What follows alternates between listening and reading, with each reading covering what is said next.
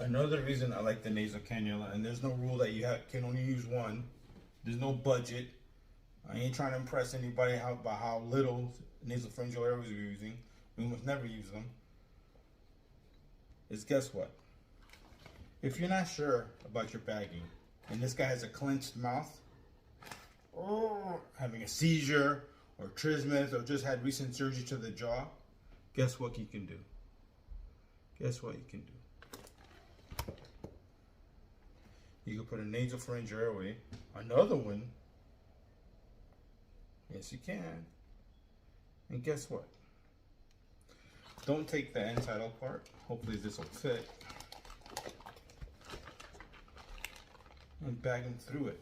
Through the nose. Through the nose. Yes. Through the nose. Oh. For those who don't believe, through the nose.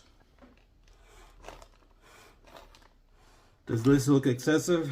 Not when the stats go up. There are eyewitnesses who know that I had a patient having seizures, and we were bagging and we couldn't get the stats up. I did this maneuver, stats went up. Then we sedated and paralyzed once the stats were up, and we resuscitated the patient.